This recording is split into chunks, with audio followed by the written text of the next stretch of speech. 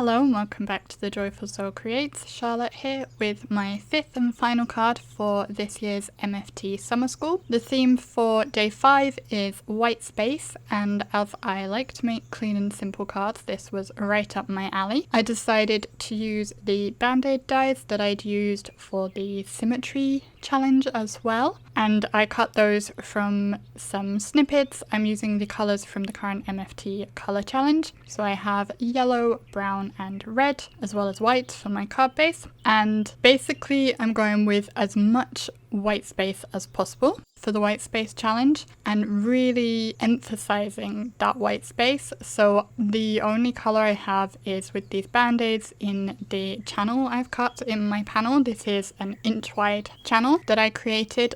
In order to make sure the angle of this was completely perfect, I just snipped down the white panel to be an inch shorter and then cut the angle through it so then I could just separate it by that inch, and it's perfectly matching on that angle there. When you're making a clean and simple card, you do need to pay attention to, for example, making sure things line up and are nice and neat and tidy, because mistakes and imperfections are going to show up a bit more than they would on a busier design.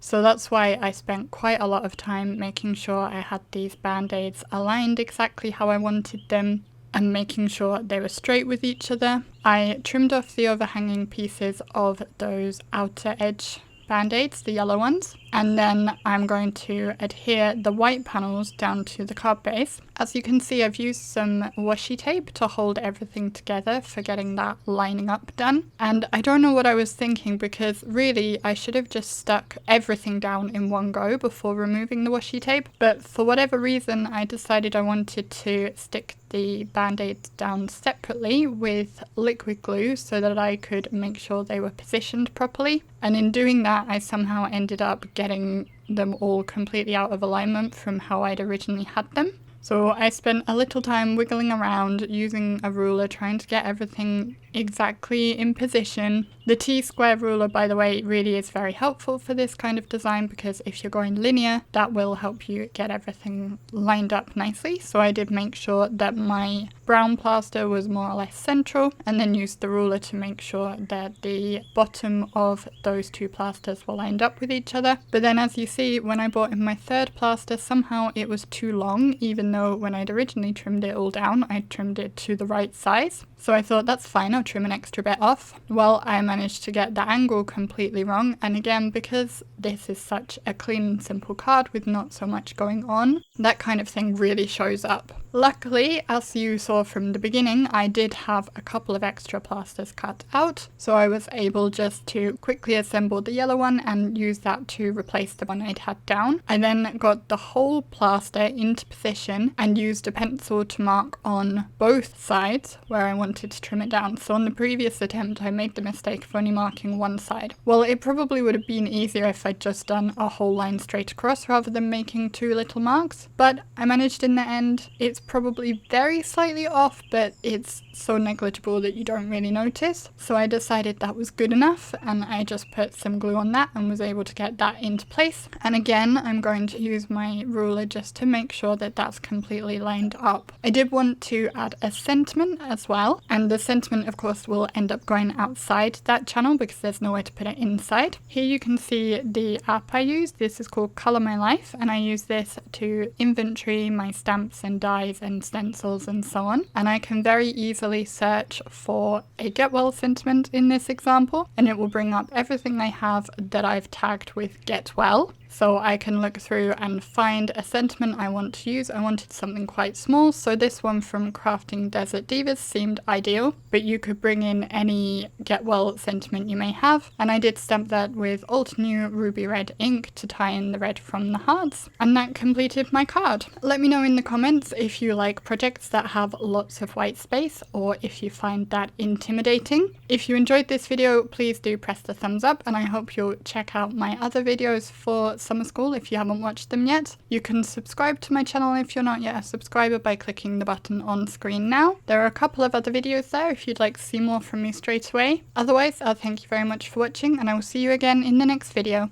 Bye!